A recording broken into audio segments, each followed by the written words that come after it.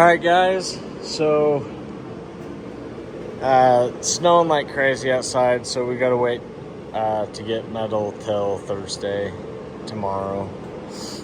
So we're gonna try to work on my Heber car a little bit. I got my TP plates from NLR. We got my ball joint stuff, but we're gonna wait on spindles. And then I've got my hump plates in here. So I think we're gonna take the rear bumper off, put the hump plates on, take out the stock trans cross member. Not sure if I want to take all this stuff off until I'm ready. And then trying to decide what to do here.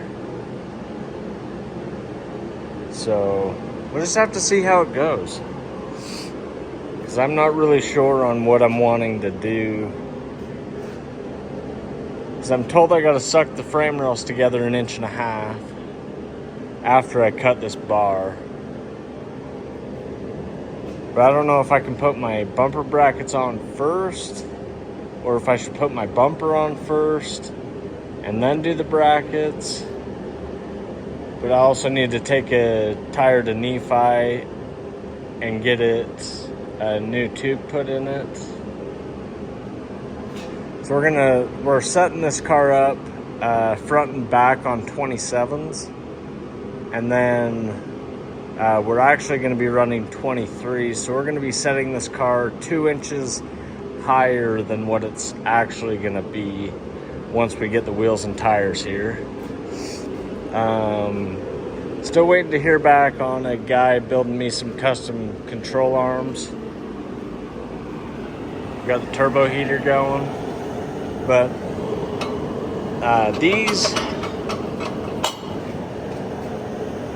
those don't work.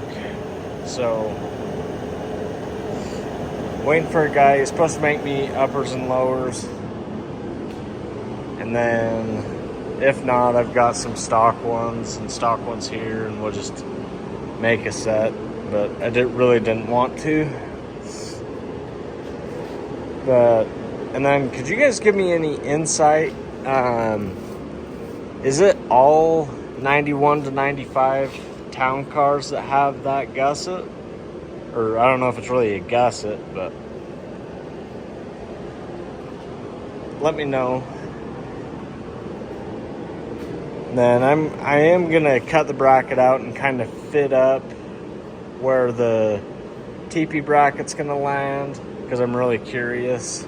I'm gonna clean the torch tip out because it wasn't doing very good. And then this car we're leaving the sway bar on. So, and then if anybody has ski springs for a Ford, please let me know.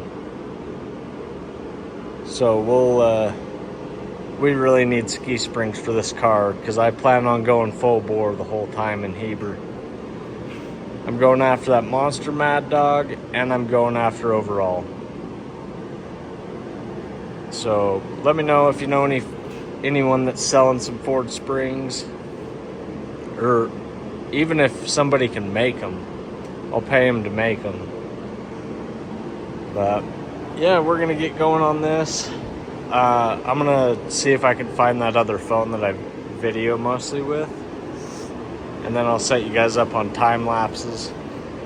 I'm gonna try to get this car about where it's gonna be suspension wise. I'm just gonna suck the rear down, and then so I can find a better center point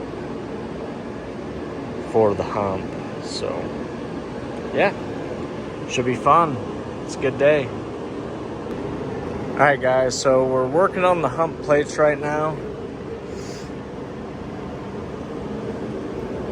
Got about a quarter of it welded up. Thought I'd just show you guys. Tried to do it level to how the frame's gonna be sitting, or at least the rear end, so it'll give it the most amount of coverage. yeah, keep continuing on. I'll show you the finished product. All right, guys, so show you the hump plates. Got them all welded up, except for the bottoms. We'll do the bottoms when we flip the frame upside down. And then, correct me if I'm wrong, but should it be 39.5 from about there to there? It's only my 4th time doing a Crown Vic. And then also TP brackets on my TikTok post won it. And this is how I set them up. I figured this is probably gonna be the best way to do it.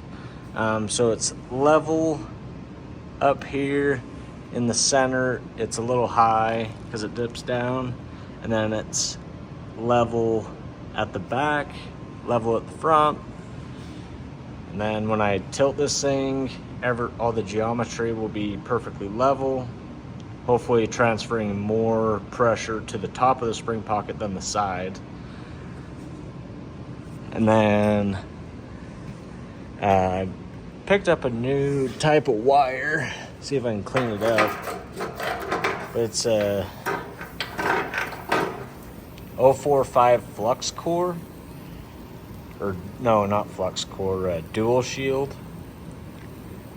Guys at Humphrey said it was stronger, so we're going for stronger on this. So every major component, the cage, down bars, bumper brackets, rear brackets, hump plates, and the front bumper, and like, you know, just all that important stuff that I don't want it to move at all. It is about twice as much as the regular 045 wire. And then we've got it marked. Says to the front of the core support body mount hole. So we're gonna leave just a sliver for them. I've yet to do this side. This is a more complicated side, so I'm saving the best for last. And then tomorrow we'll be working on a different car. I might pull this one in if we finish the cage pretty quick. But other than that, this car will probably stay like this for the next few days. Might throw on this one bracket. But I did suck the rails together. I'm hoping they went even. I just did one come along. Definitely put some tension on it, so I'm hoping that does help. So the outside rails don't try to blow out, and it kind of keeps some tension on them. Pulled them in like 3/4 of an inch per side. So yeah, I'm pretty excited about this. I'm really hoping this side TP is strong enough.